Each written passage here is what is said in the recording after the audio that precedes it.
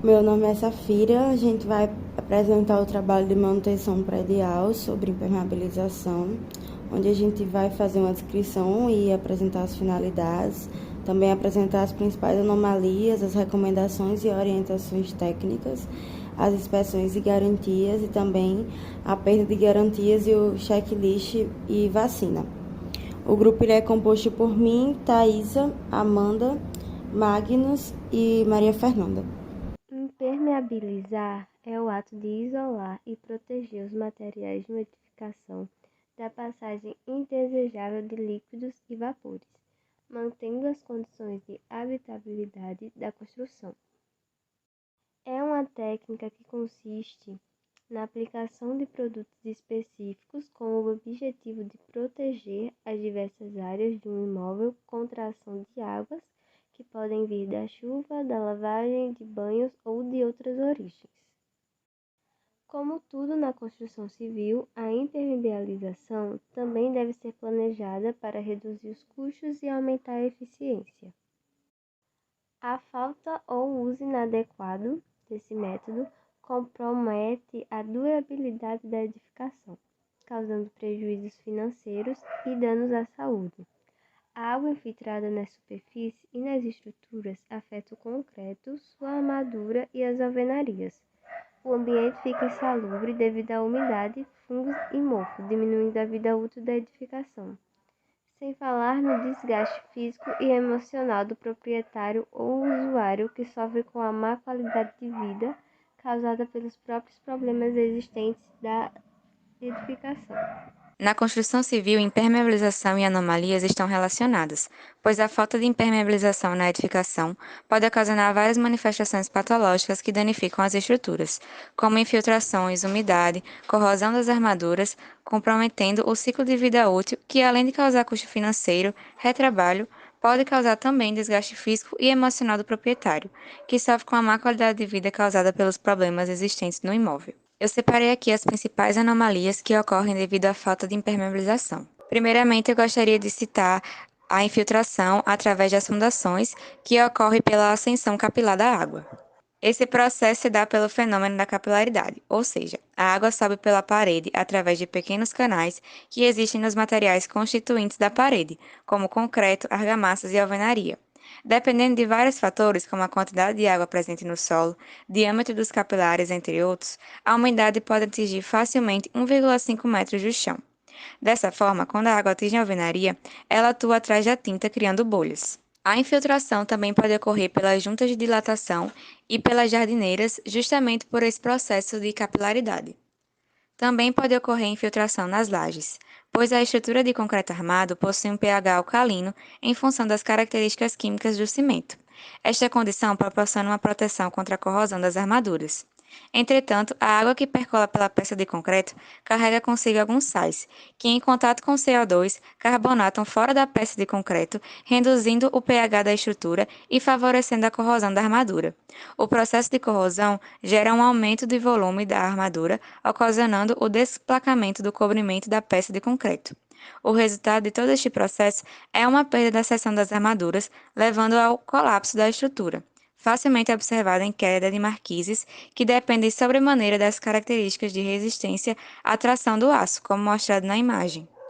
Outra anomalia é as infiltrações que ocorrem em áreas molhadas. Como no caso mostrado na imagem, a infiltração desse banheiro pode afetar os ambientes que estão ao lado, como o quarto, a sala de estar. E por fim, também pode ocorrer infiltração devido à falta de impermeabilização da caixa d'água e do esgoto, como mostrado na imagem. Agora nós vamos apresentar as recomendações e orientações técnicas para as principais anomalias citadas anteriormente. No caso da fundação, que é uma origem muito comum de infiltrações, né? A impermeabilização das vigas de baldrames e de fundação é feita com tinta asfáltica e é importante que ela seja feita da maneira correta. A superfície ela deve estar limpa, livre de pó, graxas, óleos e desmoldantes. As fissuras e buracos eles também devem ser tratados antecipadamente e a aplicação do produto deve ser feita em demãos intervaladas conforme a recomendação do fabricante.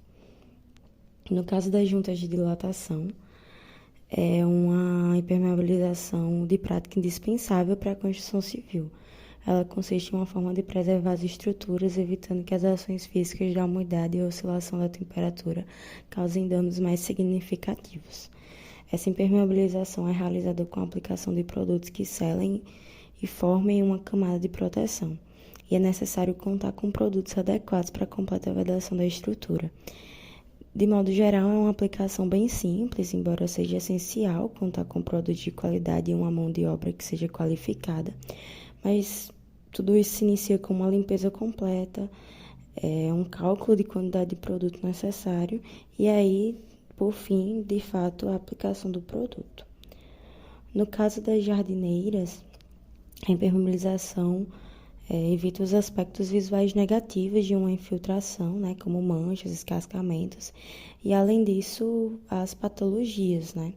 E aí, nesse caso, especialmente durante a fase de construção, o sistema escolhido quase sempre é a manta asfáltica, que necessita de uma camada de revestimento por ter baixa resistência mecânica. E aí, a jardineira ela deve ser impermeabilizada por completo, com cuidado nas dobras de rodapé e sobreposição mínima de 10 centímetros nas juntas e emendas.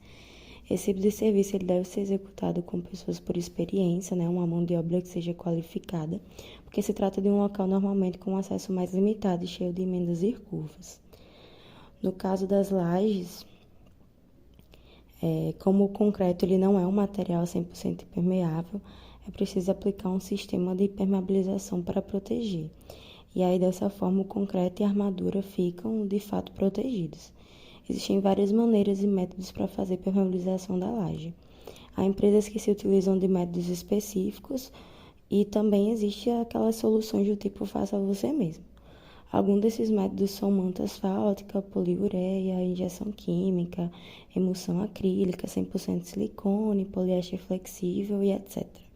Assim como nos outros casos, né, é necessário uma mão de obra qualificada e um trabalho de pessoas experientes. O próximo caso é a questão das áreas molhadas, que são cozinhas, banheiros, áreas de serviço e varandas que precisam ser devidamente permeabilizadas, prevendo sua frequente exposição à água, né, em seus respectivos usos, e a lavagem para a limpeza dessas áreas que são mais frequentes. Essa impermeabilização ela deve ser feita de forma preventiva, ela deve ser executada antes da aplicação do revestimento. E é importante também não arriscar e fazer uma pesquisa de quais produtos são indicados para as áreas que vão receber o contato direto com a água. E aí, por último, são as caixas d'água e esgoto, né, que é comum em casas, prédios ou pequenas e grandes empresas. E aí a permeabilização de reservatórios é a garantia de sossego e economia. Nesse caso, como se trata de um local de armazenamento direto de água, o risco de acontecer problemas de infiltração é muito constante. E como em muitos casos os devidos cuidados com a impermeabilização não são tomados, os problemas ocorrem com bastante frequência. É importante conversar com o engenheiro da obra e se certificar de que o reservatório de água está devidamente impermeabilizado, além de consultar e pesquisar sobre as diferentes opções disponíveis no mercado e suas aplicações. Os métodos de impermeabilização para esse caso são vários dos já citados anteriormente. Inspeções. A inspeção predial, no que diz respeito às questões de impermeabilização, vai analisar o estado de conservação e adequação construtiva das áreas descobertas e lajes da edificação. O laudo é emitido atestando o estado de conservação das áreas impermeabilizadas, o que valoriza o imóvel. Constam nele fotografias pormenorizadas, ações e medidas recuperadoras, bem como o custo para acabar com as irregularidades. Um dos procedimentos a ser realizado para verificação da impermeabilidade é o teste de estanqueidade, que consiste simplesmente em preencher o local com certa quantidade de água, esperar um tempo entre 48 e 72 horas e realizar uma inspeção visual. Toda impermeabilização que for pautada no laudo de inspeção predial deve cumprir as normas existentes, além de atuar tanto na origem quanto na causa e decorrências da irregularidade de impermeabilização. Dessa forma, é possível realizar as ações mais compatíveis, fazendo uso de produtos adequados, técnicas inovadoras e soluções mais garantidas, conforme seu laudo e inspeção. Garantias. Garantias da inspeção de impermeabilização. 1. Planejamento e economia. A impermeabilização feita antes que os problemas se intensifiquem pode ser planejada com calma, evitando prejuízos maiores. 2. Vida útil prolongada. A impermeabilização predial funciona como uma capa protetora, impedindo infiltrações e a ação corrosiva da água. Fazendo isso, essa vida útil pode ultrapassar 20 anos. A garantia legal para serviços de impermeabilização é de 5 anos, porém esse número pode ser estendido através de negociações com a empresa aplicadora, sendo dever do condomínio realizar inspeções regularmente, visando o aumento da vida útil do projeto VUP desse processo. Desse modo, torna-se relevante pesquisar sobre a durabilidade de uma impermeabilização, sendo ela, para áreas descobertas em que fica exposta, VUP de 8 anos para o mínimo, 10 anos para o intermediário e 12 anos para o nível superior. Em impermeabilizações protegidas por argamassa de cimento e areia, por jardim ou até mesmo pisos e lajotas, a VUP é de 20 anos para o mínimo, 25 para o intermediário e 30 superior. Todos esses valores estão previstos na norma de desempenho ABNT NBR 15.575. No nosso checklist de patologias, eu utilizei a tabela disponibilizada pelo professor Geraldo como modelo e escolhi a infiltração e a corrosão de armaduras, sendo essencialmente uma causa e a outra consequência. A corrosão de armaduras é uma das mais comuns manifestações patológicas provocada pela infiltração, devido à ausência ou falha da impermeabilização, e a anomalia se agrava em quadros de recobrimento das armaduras abaixo do recomendado, concreto mal executado, acarretando elevada porosidade e fissuras de retração, além da formação de nichos de concretagem, devido ao traço, vibração ou formas inadequadas, e a deficiência de cura do concreto, causando fissuras, porosidade excessiva e diminuição da resistência. Seguindo para a tabela de vacinas, continue com os dois mesmos exemplos, colocando como causa da infiltração lajes que não foram impermeabilizadas, e a possível solução seria retirar toda a pintura e o reboco da região atingida até visualizar a alvenaria, em seguida passar o produto para impermeabilizar toda a superfície. Para a corrosão de armaduras, coloquei como causa agentes agressivos como íons cloretos e a carbonatação, que promoveram a despassivação, deixando o aço exposto ao processo corrosivo e tendo como possível vacina recobrir as armaduras adequadamente com um concreto de alta compacidade sem ninhos, com terror de argamassa adequado e homogêneo e adição de sílica ativa.